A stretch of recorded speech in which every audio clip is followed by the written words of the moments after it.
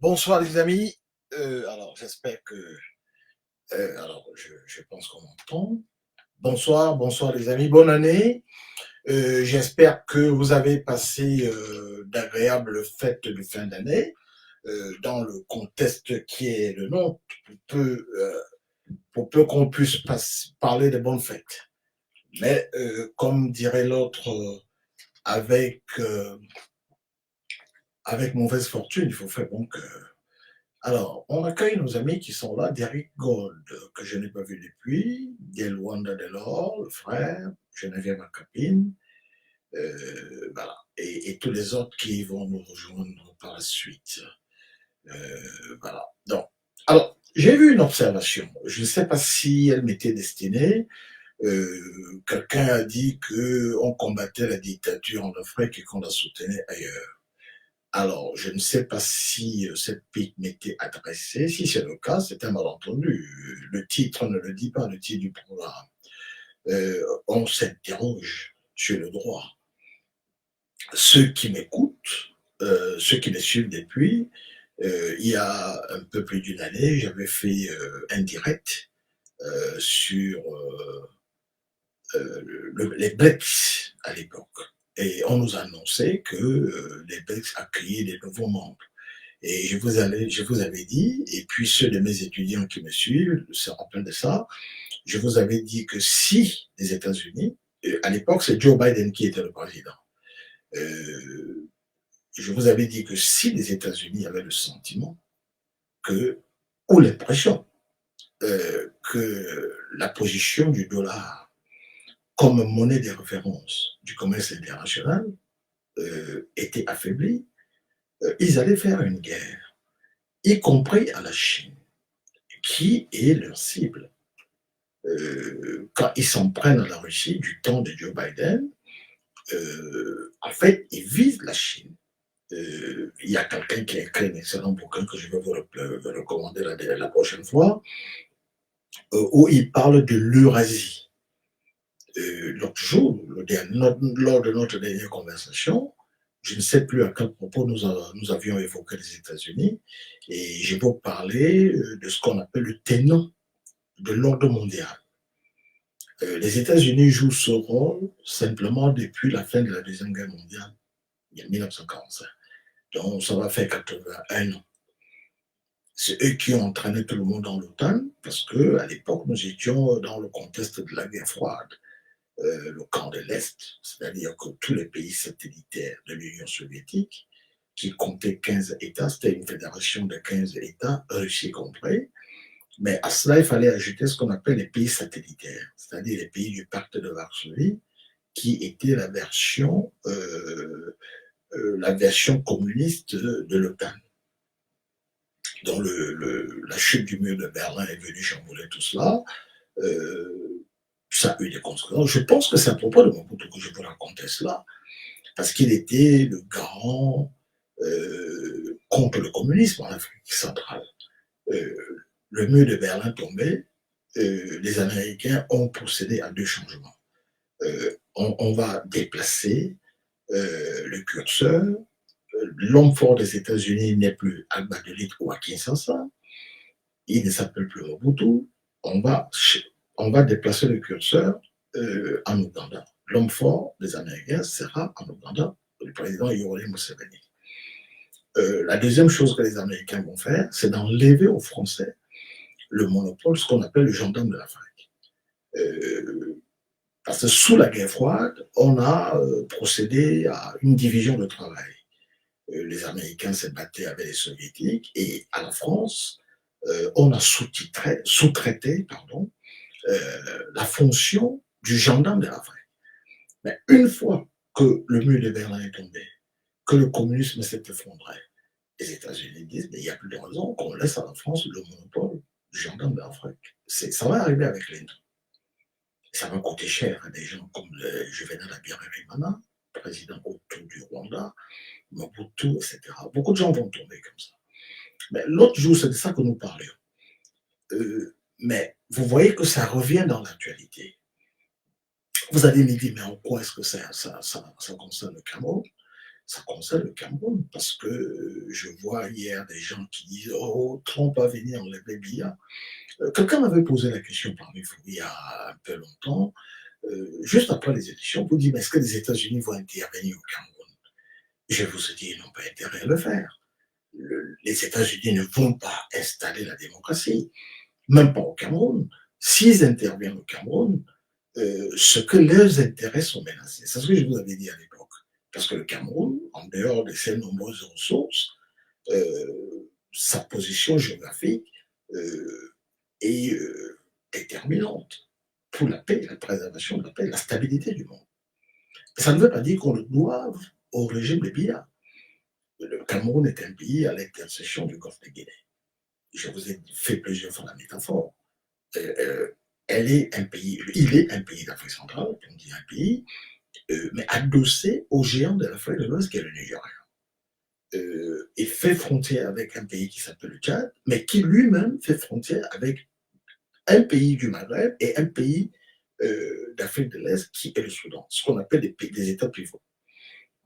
Donc, si vous repartez à la situation, ce qui se passe au Venezuela, qui ne nous intéresse pas beaucoup, mais ça revient dans l'actualité, les États-Unis vivent sur le dos des autres. Et ça, je l'avais dit la semaine dernière, lors de notre conversation, à propos du dollar, où les États-Unis laissaient filer le déficit et vivaient comme des parasites sur le dos de tout le monde. Parce que si vous vous amusez à imprimer la monnaie, vous allez avoir l'inflation, votre monnaie ne vaut plus rien. C'est ce qu'on a vu au Zimbabwe avec Robert Mugabe. Il y avait des billets de 5 milliards de dollars, mais qui ne valaient rien. Ça ne vous achète pas un paquet de cigarettes. Donc, vous ne pouvez pas vous amuser à faire cela. Mais les États-Unis peuvent le faire. Ils le font pourquoi? Parce que c'est vous et moi qui payons le déficit. Le dollar est imposé comme monnaie mondiale, monnaie de la référence, monnaie mondiale de référence en ce qui concerne le commerce international. Si vous voulez acheter des choses comme des machineries, tous ces genres de choses, il vous faut du dollar. Donc ils impriment, ils font tourner la planche à billets. Personne ne peut le faire. Mais maintenant, la position est menacée parce que depuis un certain temps, la Russie vend son pétrole, son gaz euh, en rouble ou en yuan, monnaie chinoise. Le Venezuela le fait depuis très longtemps. Pendant très longtemps, les États-Unis ont géré le Venezuela avant l'arrivée des Chavez. Ils ont les plus grandes réserves de pétrole au monde. Donc, les États-Unis leur font ce qu'on a fait à l'Arabie Saoudite en 1974. C'était un accord acquis par Henry Kissinger, disant aux Saoudiens, écoutez, nous vous garantissons la protection militaire, mais en échange, vous nous vendez le pétrole en dollars, mais à un prix préférentiel. Et nous vous protégeons. Ils ont refait le chantage en 90-91 lors de la première guerre de l'Irak, où ils ont dit aux Saoudiens, vous voyez, si vous ne nous laissez pas venir, Saddam Hussein a commencé par le Koweït, il va venir chez vous. Donc Maduro, qu'on l'aime ou qu'on ne l'aime pas, ce n'est pas mon propos. D'abord, c'est un dictateur. Euh, il a fait à son peuple ce qu'il a fait, mais les États-Unis ne sont pas là-bas pour défendre la démocratie. Parce que le pétrole leur échappait, il a commencé à vendre ça aux Chinois et en yuan, en monnaie chinoise. Mais un jour, nous allons faire un direct. J'en parle parce que beaucoup d'entre vous m'ont écrit pour me questionner dessus par rapport à un direct que j'avais fait il y a 2 ans, lorsque Biden était encore président, et je vous parlais de la suprématie.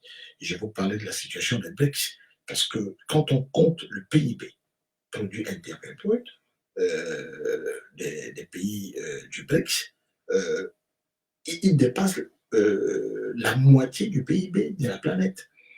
Donc ça peut menacer. Si vous regardez le budget militaire des États-Unis, euh, c'est un budget énorme. Parce qu'ils savent qu'ils jouent la survie, c'est une question de subsistance pour eux.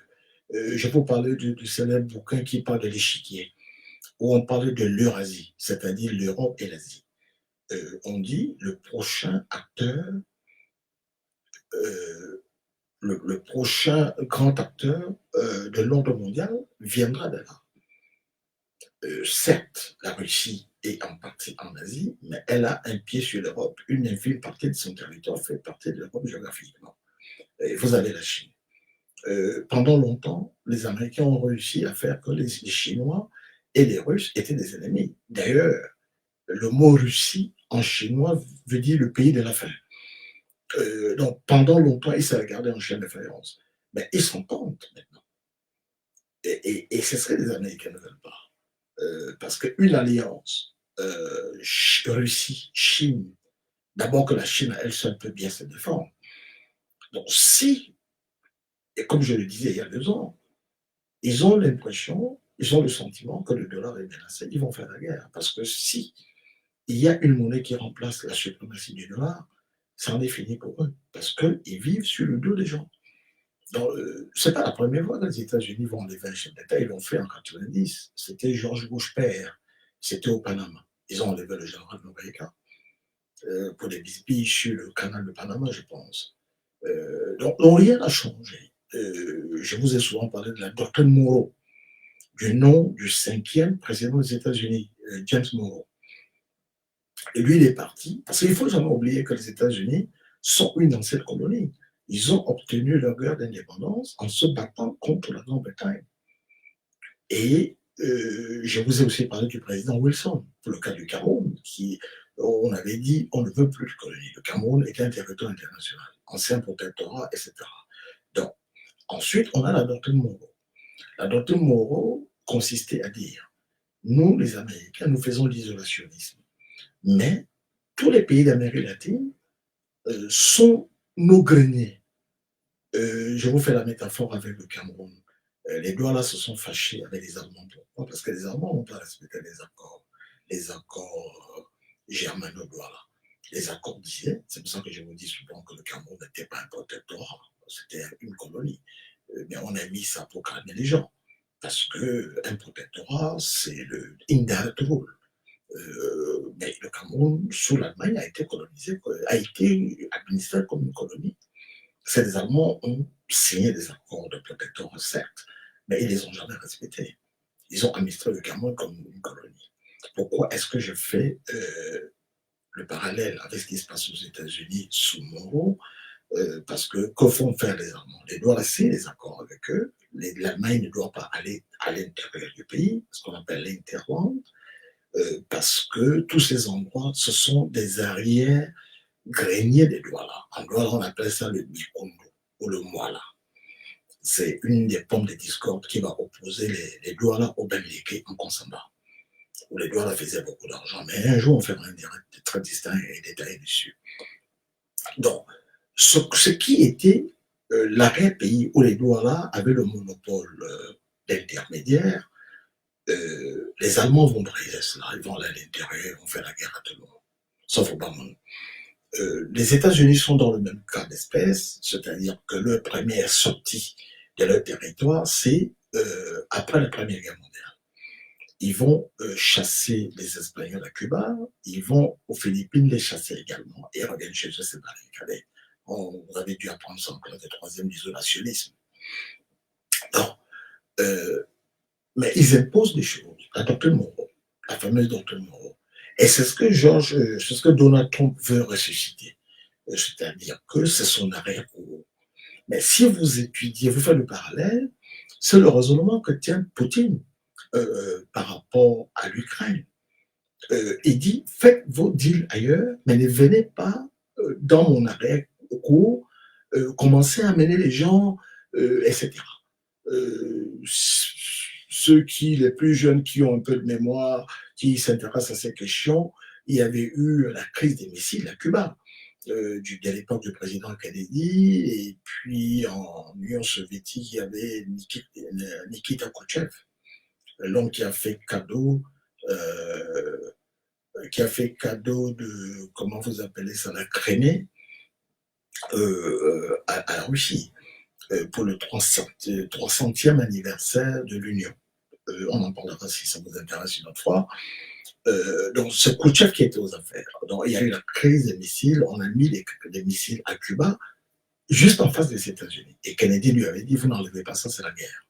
La troisième guerre mondiale. Il s'est exécuté. Donc, c'est à peu près la même chose avec l'Ukraine. Et en 1900, je ne sais pas si c'était en 1994, en tout cas, Gorbatchev a obtenu un deal avec les Américains. Voilà, vous ne venez pas dans notre pays. Deal oral, mais c'est sur ça que Poutine joue. Alors, si on reproche à Poutine le fait d'envahir l'Ukraine, et dans le même temps, vous envahissez un pays comme le Venezuela, vous allez enlever son président, c'est du deux poids, deux mesures.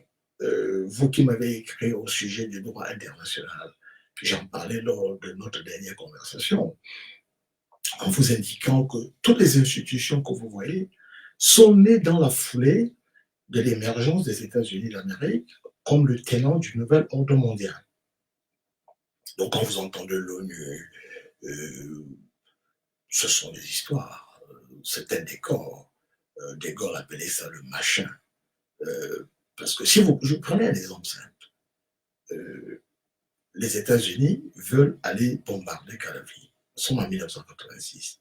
Parce que Kadhafi a posé une bombe dans une discothèque, il a fait poser une bombe dans une discothèque fréquentée par les djihadistes américains à Berlin. Il y a plusieurs morts, dont les soldats américains. Donc Reagan veut le punir pour cela, mais l'ONU ne lui donne pas le feu vert, et il va survoler, pas la France, parce que le président Mitterrand est contre, il va survoler l'Espagne et il va bombarder. Quand ça les arrange, on met le droit de côté. Deuxième exemple, lors de la deuxième guerre d'Irak, on fait des inspections. Chirac dit laissez les inspections aller jusqu'au bout. Parce qu'on a des informations selon lesquelles Saddam Hussein ne possède pas d'armes de destruction massive. Donc pourquoi aller faire une guerre? Laisser une chance aux inspections. Mais la maladresse que commet Chirac, il donne une interview à la veille d'un vote décisif au Conseil de sécurité et il dit la France votera non. Alors, ils sont seulement. Un vote négatif vaut veto. Donc, les Américains disent très bien, comme ils vont voter non, on va se passer le Conseil de sécurité. On va y aller. Vous avez vu le cas de Kadhafi, etc. On se base sur quoi la résolution 1973? Elle dit quoi? Elle dit il faut par tous les moyens l'empêcher de massacrer les populations de Benghazi. Mais seul par tous les moyens qui va déclencher le changement de régime. Mais c'est une résolution obtenue notamment sur initiative de la diplomatie française. Alain Juppé, c'est la même chose avec la résolution 1975 autorisant l'usage de la force en Côte d'Ivoire.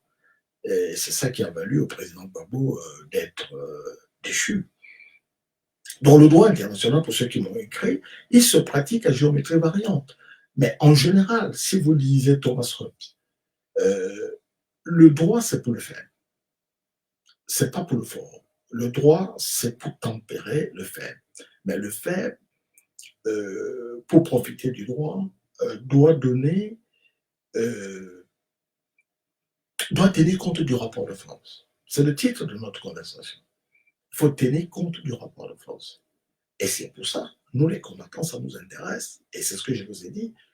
On a fait une élection au Cameroun, ce que vous appelez la constitution, c'est le droit.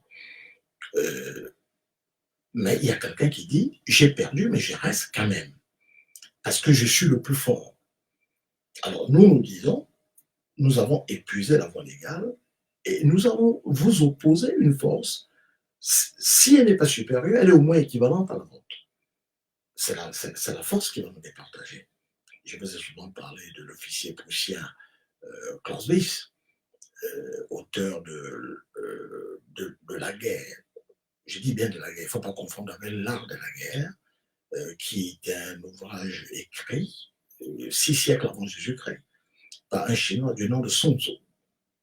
Mais donc vous avez aussi l'art de la guerre de Machiavel. Ce n'est pas le même bouquin. Mais il y a cet Allemand, ou bien officier prussien, contemporain de Napoléon, qui écrit un bouquin qui s'appelle De la guerre.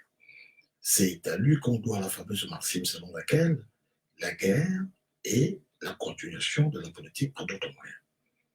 Voilà. Donc, on ne peut pas parler de géopolitique sans parler de force.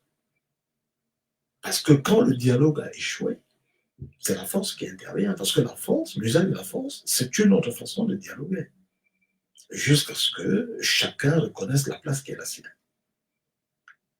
Donc, on ne vient pas en politique avec la morale ou avec l'éthique. Ce n'est pas l'endroit. Alors, je vous ai dit à mes étudiants qui me suivent, je dis souvent, au lieu de faire des grandes théories, faites simple. Si on vous demande c'est quoi la géopolitique, vous dites c'est l'alliance de la géographie euh, et des sciences politiques. C'est Napoléon qui disait, quand vous connaissez la géographie d'un pays, vous connaissez à peu près sa politique étrangère. Donc, ce qui se passe au Venezuela n'est pas nouveau de tous les temps, si vous remontez. Ce que George Bush, ce que Trump fait là, si vous regardez les films western américains, le Far West, c'est ça. Je viens avec le pistolet, je te braque, je suis le plus fort, et puis voilà. C'est du gangstérisme, tout simplement. Mais c'est ça la réalité des relations internationales. Parce que ce qu'on reproche à Poutine de faire en Ukraine, les Chinois le font à Taïwan, parce qu'ils sont plus forts. Mais pourquoi vous n'allez pas instaurer la démocratie en Corée du Nord? Je faisais une conférence l'autre jour sur la prolifération. Je ne sais pas si Élise Evans est ici, penseur au Texas. À l'époque, on parlait de la prolifération nucléaire.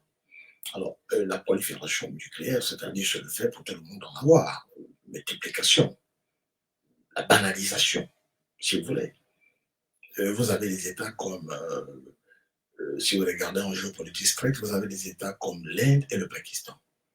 Au début, c'est l'Inde qui commence par avoir la bombe atomique. Ce sont des ennemis mortels.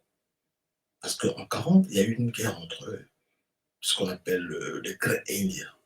Tous ces pays que vous voyez, Sri Lanka, tout ça, ça faisait partie de la Grande Inde. Au moment de l'indépendance, on a deux acteurs. On a Gandhi et on a Jinnah. Donc Jinnah, c'est le créateur du Pakistan. Ben, ils se sont battus ensemble avec Gandhi pour chasser les Britanniques. Et ça, c'est la Grande Inde. Le Pakistan n'existe pas. Et il dit, voilà, il dit à Gandhi, voilà, Si nous faisons la démocratie, ça veut dire que one man, one vote. Une personne, une voix. Mais numériquement, vous les hindous, vous êtes plus nombreux que nous. Et vous allez toujours gagner. Comme ce qui se passe en Afrique du Sud avec les Noirs. Donc, ce que je préfère, vous fassiez votre pays, l'Inde, patrie des hindous, et nous, nous allons faire le Pakistan, la patrie des musulmans. Donc, ensuite, ils ont des problèmes avec le Cachemire, etc. Ils n'ont pas d'armes nucléaires tous les deux. Mais entre 98 et 99, l'Inde va se doter de l'arme nucléaire. On va la sanctionner. Pourquoi? Parce que la prolifération nucléaire, en français simple, ceux qui ont l'arme nucléaire ne veulent pas que les autres en aient. Donc le Pakistan aussi envoie ses chercheurs et ils font aussi la bombe atomique. Donc on se respecte mutuellement. C'est ça la dissuasion. J'ai vu il y a quelque part quelqu'un écrire que Poutine a dit que si la France vient l'attaquer, la France ne va plus exister sur la carte de la géographie. Je ne sais pas si Poutine l'a dit, mais s'il l'a dit, c'est du bluff. Parce que le principe de l'arme nucléaire, c'est pour empêcher les gens de vous attaquer. Parce que si vous attaquez, la France est une puissance moyenne en termes militaires. Euh, Elle dispose de l'arme nucléaire. Mais la politique nucléaire de la France, c'est la dissuasion. C'est-à-dire qu'elle est sur la défensive. Donc, vous pouvez attaquer la France nucléairement, vous allez causer beaucoup de dommages, mais elle peut vous attaquer. Donc, vous allez vous annuler. C'est-à-dire qu'ils appellent c'est le suicide. C'est ça le principe de l'arme. Personne ne peut attaquer un pays aussi petit qui est doté d'une arme nucléaire. Si Saddam Hussein avait l'arme nucléaire, si Kadhafi avait l'arme nucléaire, c'est qu'ils sont encore en vie au pouvoir. Parce que c'est une folie. Vous allez attaquer ce que vous... Nous tous, nous allons mourir. Donc, il y a un respect. Quand vous avez l'arme, sauf si vous êtes suicidaire, mais si vous utilisez l'arme nucléaire contre un pays qui a l'arme nucléaire, il va se défendre. Vous allez tous mourir. Donc, personne ne peut faire ça. Et c'est pour ça que ceux qui ont l'arme nucléaire ne veulent pas que les autres en possèdent. Par exemple, les États-Unis et la Grande-Bretagne ne voulaient pas que la France soit dotée de l'arme nucléaire. J'ai entendu un soi-disant savant dire que le seul pays européen qui avait l'arme nucléaire, c'était la Grande-Bretagne, c'était la France. Mais c'est faux. La Grande-Bretagne a eu l'arme nucléaire avant la France. La France a eu l'arme nucléaire grâce à l'Afrique. Parce que les États-Unis ne voulaient pas les aider. Et d'abord, ils en voulaient à De Gaulle, parce que De Gaulle a refusé le front français qui a été battu pour eux aux États-Unis. C'est une sorte de français par l'envers. Donc, ils ont gardé dans De Gaulle. Ensuite, ils n'ont pas voulu que De Gaulle soit doté de l'arme nucléaire, parce que De Gaulle a vu ce qui s'est passé pendant la Première Guerre mondiale. En 6 semaines de combat, la France a été balayée. Donc, il a dit plus jamais cela. Donc, c'est sert de l'uranium du Niger, on va faire la première bombe, les Allemands, les Américains, les Anglais, mais pas la France. Mais la France va être contrainte, avec la Grande-Bretagne, d'aider l'État d'Israël pour se doter de la bombe. Et du coup, Israël est inattaquable. Donc, comme je peux parler de la prolifération du... Donc, quand vous avez... Si le Venezuela avait l'arme nucléaire, on n'attaquerait pas. Parce que c'est une folie. C'est un suicide collectif. Alors, nous, qu'est-ce que nous faisons en Afrique? Nous, au Cameroun, qu'est-ce que nous faisons? C'est quoi le budget de la recherche? La recherche. Parce que tout ce que je vous dis, il faut faire de la recherche. Et si vous ne le faites pas, même si vous mettez quelqu'un après Biya, le plus grand démocrate, et que nous avons des matières qui les intéressent, ils peuvent venir s'en accaparer. Et je vous ai souvent dit que la première des libertés, c'est la sécurité. Parce que c'est celle dont dépendent toutes les autres libertés.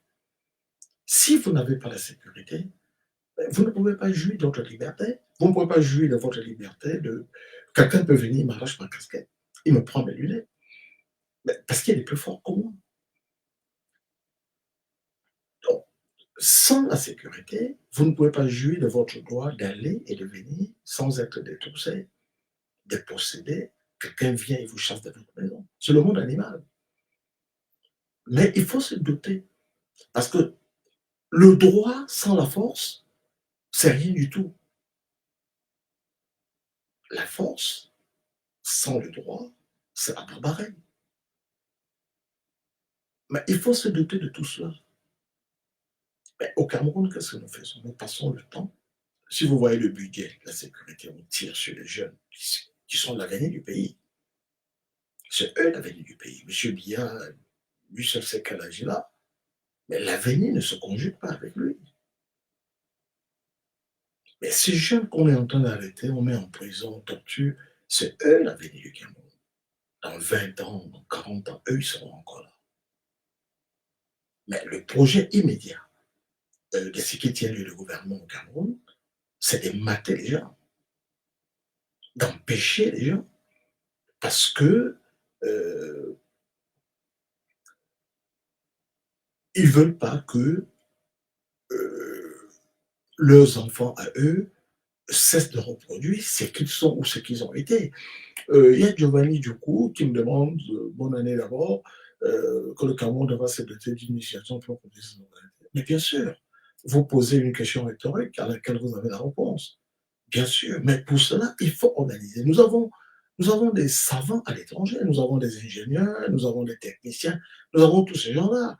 Il faut les encadrer, il faut les encourager à revenir au Cameroun et mettre à leur disposition les budgets dont ils ont besoin pour la recherche. C'est vrai sur le plan de la défense, c'est vrai sur le plan de la médecine, etc. Vous avez des pays comme le Rwanda qui y travaillent, etc. Un pays, voilà ce qui a failli se passer au Bénin. On peut renverser quelqu'un du jour au lendemain si vous n'êtes pas préparé. Mais même pas pour garder votre petit pouvoir, mais pour on met le pays sous la tutelle. Regardez, Trump, il dit qu'eux, ils vont administrer le Venezuela. Au nom de quoi? En violation de toutes les règles de souveraineté. Mais ne me méprenez pas, je ne suis pas un supporter de Maduro. C'est un dictateur de la pire espèce.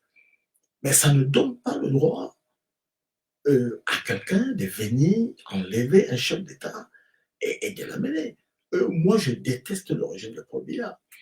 Mais moi, je n'aimerais pas que un État étranger vienne l'enlever pour nous faire plaisir.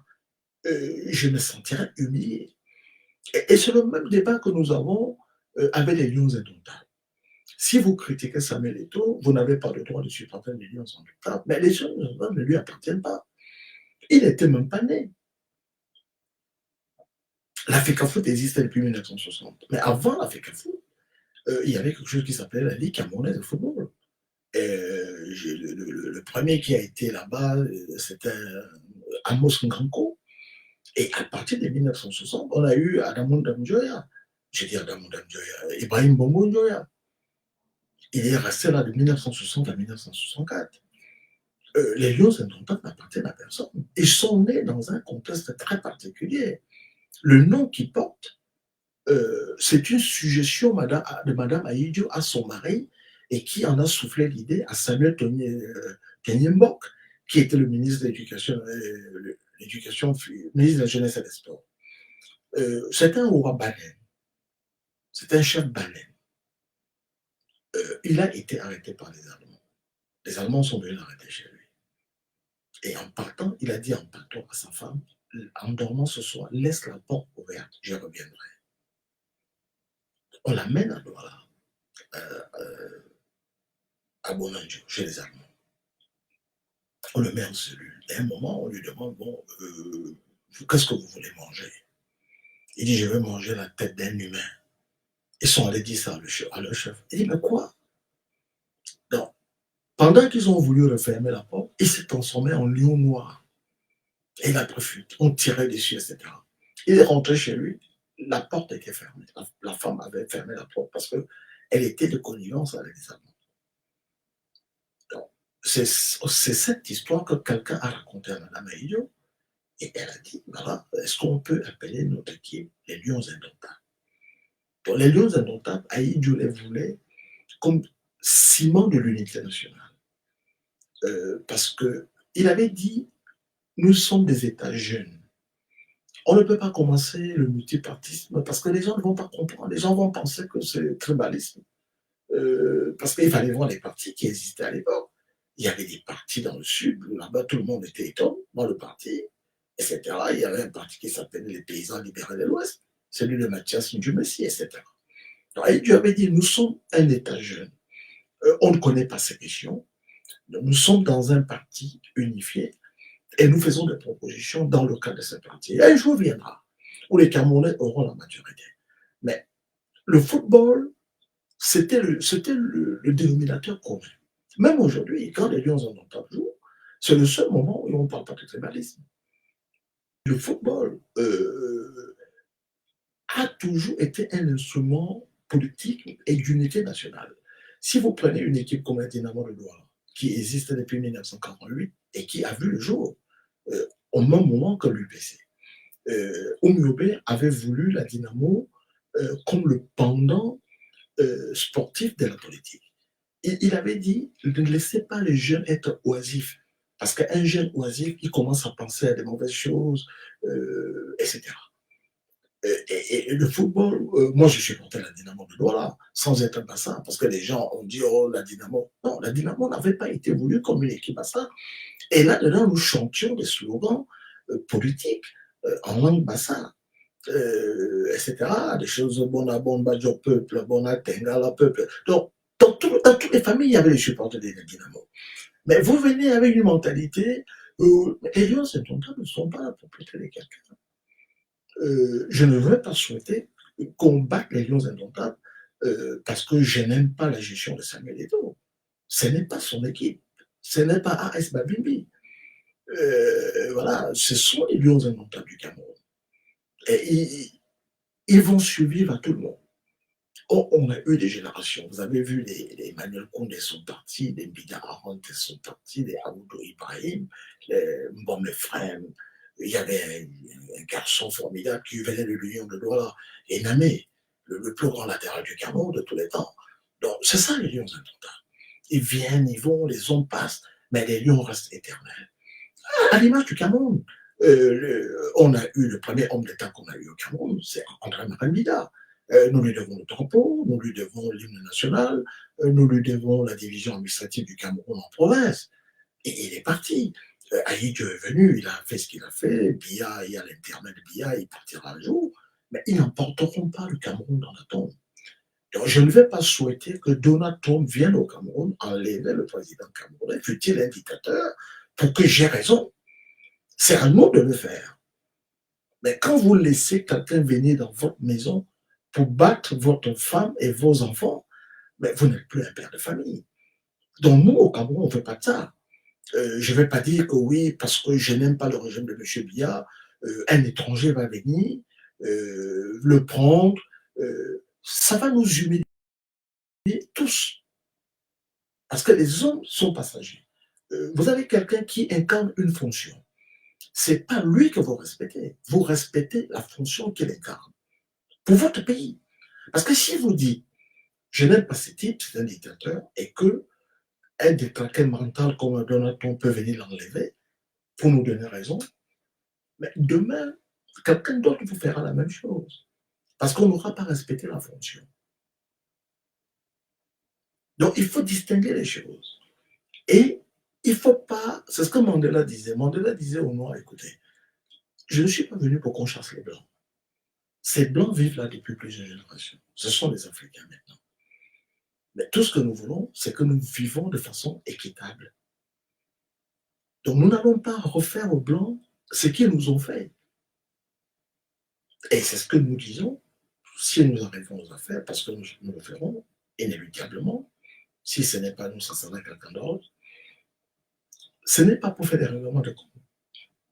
On n'a pas de temps pour ça. C'est pour remettre notre pays sur les rails. On a pris beaucoup de retard. Regardez Les enfants, vous avez un enfant qui passe la licence, il vous écrit, c'est truffé de fautes de syntaxe. Vous prenez un instituteur, il mélange des choses, parce que le niveau a baissé. Donc, on a du pain sur la planche. On a un chantier vaste, mais il faudra réconcilier les Camerounais, que les Camerounais s'aiment à nouveau. C'est pour ça que je parle de la bienveillance. Le contraire de la bienveillance, c'est la malveillance. Il faudra de la bienveillance. Et, et que le Cameroun mène une vie normale, comme des États civilisés. Mais le problème ici n'est pas de règlement de compte. On n'a pas besoin de ça. On a du travail. Là, on a des rapports qui nous parviennent, les sources que nous avons. Ils ont bradé pour 15 tonnes, ils sortent 15 tonnes d'or pour amener aux Émirats et ils déclarent 20 kilos. Et cet argent va où? Vous imaginez ce qu'on peut faire de cet argent au Cameroun? Quand vous voyez la misère abjecte qui s'est installée là-bas, en face des fortunes indécentes, scandaleuses. C'est de ça que nous nous parlons. On ne dit pas qu'on va venir prendre la place des autres, eux ils ont volé, nous aussi on va voler. Non, c'est pas ça.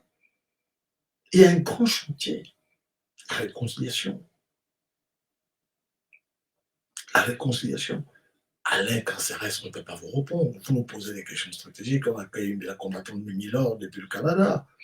Bonne année.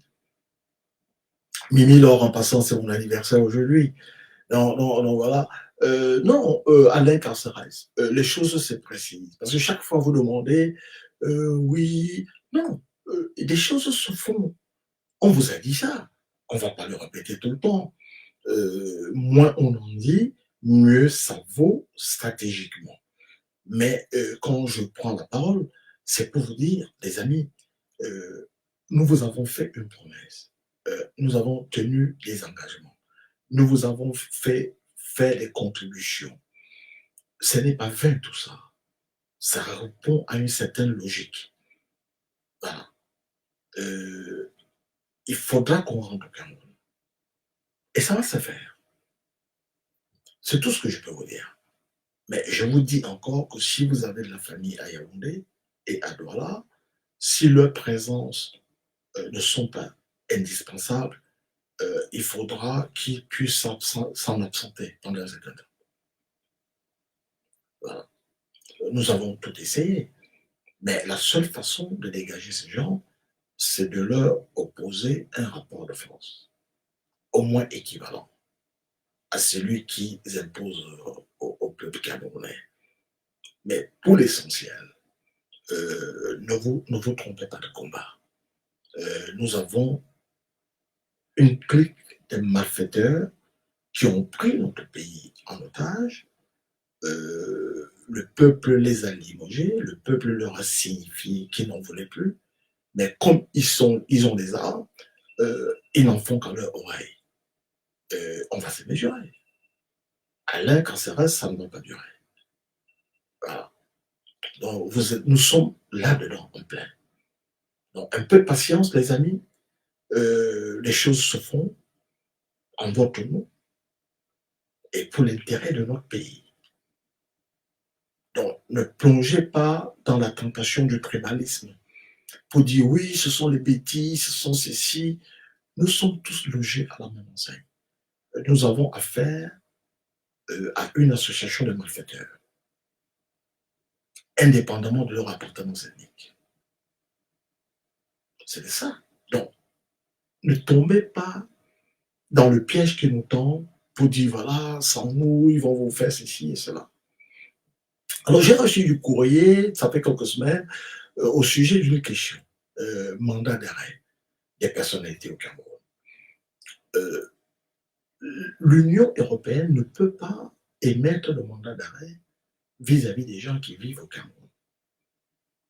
Il le ferait dans quelle base? D'abord, si vous n'êtes pas citoyen de l'Union européenne, vous ne vivez pas au sein de l'Union européenne, vous vivez au Cameroun, on ne peut pas émettre, l'Union européenne n'a pas la capacité d'émettre des mandats d'arrêt contre vous. En revanche, si vous avez commis un crime à l'international, euh, Interpol peut émettre une notice rouge, dépôt sur la police internationale, dans le cadre de l'entraide. Parce que je vois, on m'écrit, on dit, on a dit Ngongo. Non, c'est pas vrai. Quand vous faites le combat, restez véridique. Et puis, ne désinformez pas la jeunesse. Parce que c'est un tout. On parle du combat, on parle de la pédagogie, etc. Euh, Comment est-ce que ces choses se passent? Nous avons porté plainte à ces gens-là. Euh, on a porté plainte, spécialement à Tanganji, auprès de la Belgique, mais avec copie en Allemagne. Et ça ne veut pas dire qu'on lui a envoyé un mandat d'arrêt. Pourquoi porter plainte en Belgique où il ne vit pas? Parce que la Belgique dispose d'un système judiciaire dit à compétence universelle. Ça veut dire que si vous vivez à Bangoulap, vous avez tué quelqu'un là-bas, un Belge qui ne vous connaît pas peut vous porter plainte en Belgique. Et si vous y mettez les pieds, on va vous arrêter. Mais pourquoi est-ce que nous donnons copie à l'Allemagne? Parce que l'Allemagne, le Luxembourg, tous ces endroits, la Suisse, ils ont des conventions d'entraide judiciaire. Donc, si nous avons porté plainte à Ngongo en Belgique et il n'y va pas, et que nous sommes au courant qu'il est en Allemagne ou en Suisse, nous allons alerter les autorités suisses que ce monsieur qui se trouve sur votre territoire fait l'objet d'une plainte que nous avons portée contre lui pour crime contre l'humanité en Belgique. Mais comme il est sur votre territoire et que vous avez des accords d'entraide avec la Belgique, mettez-le à la disposition des autorités belges. Donc voilà les astuces auxquelles nous avons procédé. Mais ce ne sont pas des mandats d'arrêt. Une plainte n'équivaut pas à un mandat d'arrêt. Le mandat d'arrêt, c'est autre chose. Voilà. Donc, quelqu'un m'a écrit, c'est un commissaire hein, qui vit au Cameroun, je ne sais pas pourquoi il s'inquiète, qui m'a écrit pour me poser la question et je lui ai répondu comme je vous réponds, les amis. Donc, gardez le moral, priez pour les lions indomptables, c'est votre patrimoine, c'est le nôtre, à nous tous. Il n'appartient à personne. Et nous les avons applaudis en 1982, j'avais 18 ans. Nous les avons applaudis en 1972, j'avais 8 ans. J'ai vu mon père casser son poste de radio parce qu'on n'avait pas de télévision. À Fumban, où je vivais, c'était la 8e édition de la Coupe d'Afrique des Nations. Vous voyez que ça ne l'étonnait pas né à l'époque. La 7e édition de la Coupe d'Afrique des Nations, qui ne s'appelait pas encore comme ça, a eu lieu au Soudan en 1970. Et quand on a fini cette édition, d'ailleurs, c'est la première CAN à laquelle le Cameroun participe, c'est dont il ne prend part à la phase finale. Vous allez entendre des gens comme les Tchébo, tout ça, c'était cette époque-là. Donc, quand on finit la 7e édition, 70 au Soudan, le Soudan, comme vous voyez en guerre, c'était naguère un pays prospère qui exportait des légumes, du lait, qui fabriquait son propre fromage. C'était un endroit touristique. Vous voyez ce que la guerre peut faire à un pays. Donc, quand ils finissent, on ne sait pas qui va accueillir l'édition précédente, c'est-à-dire la 8e édition. Il n'y a pas de candidat. C'est fini, on sait que bon, la prochaine édition va se jouer à tel endroit. Donc, Ibrahim Bombou Ndiaye, futur roi des sultans des Mamoun, qui était, il était vice-ministre des Sports ou de l'Éducation, je ne sais plus. C'est lui qui conduisait la délégation camerounaise au Soudan. Donc, quand on finit la compétition, on dit mais qui va organiser la prochaine édition? Il n'y a pas de candidat. Donc, lui, il lève la main. On attribue l'organisation de la 8e édition au Cameroun. Mais le problème, c'est que le ministre, il n'en a pas référé à sa hiérarchie. Il n'a pas demandé l'autorisation du président Aïdio. Et le président Aïdio, il était très cadré dans ces choses. Donc, Aïdio l'a limogé. Parce qu'il a pris des engagements au nom du Cameroun sans en référer à sa hiérarchie. Mais les Soudanais ont dit au président Aïdio, d'accord, si vous ne voulez pas organiser, nous allons confier à quelqu'un. Aïdio leur a dit non. Parce qu'Aïdio, il avait le sens de l'État. Et il tenait au prestige du Cameroun.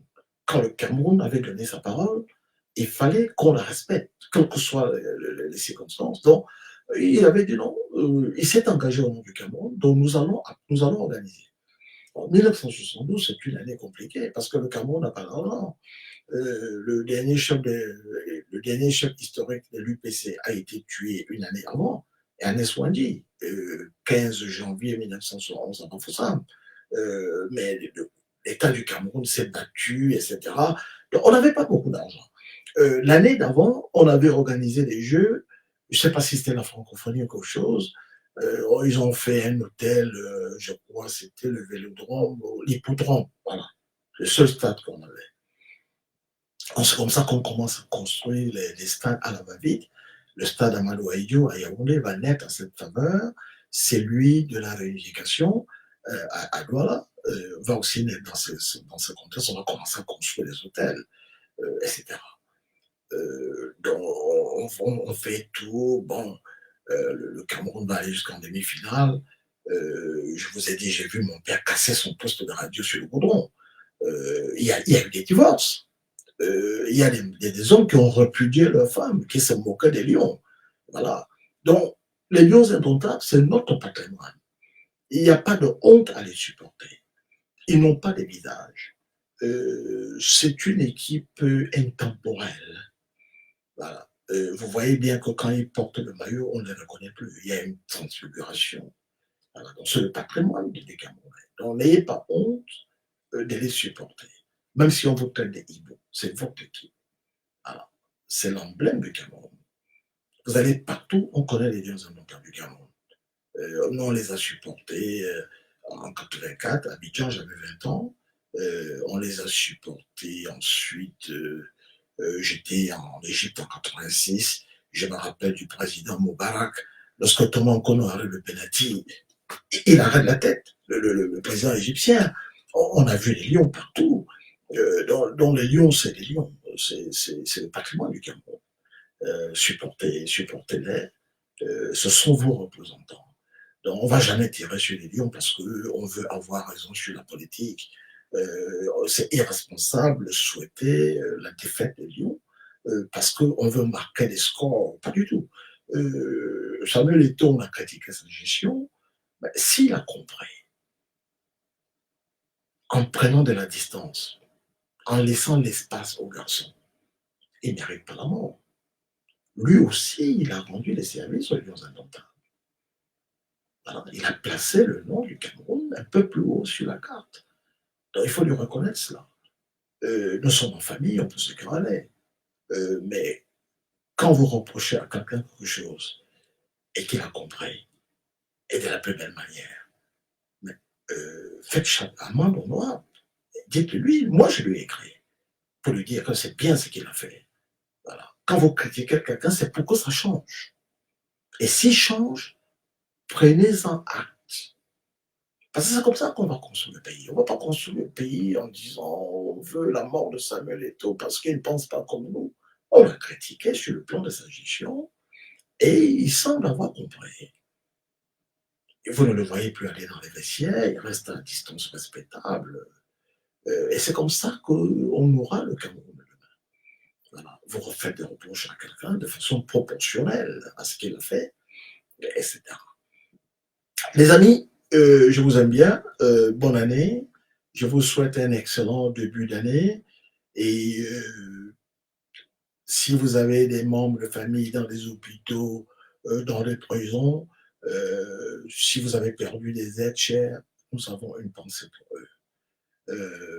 Comme on dit à Marseille, Inch'Allah, si Dieu veut, on va se parler dans les jours qui viennent. Bonsoir.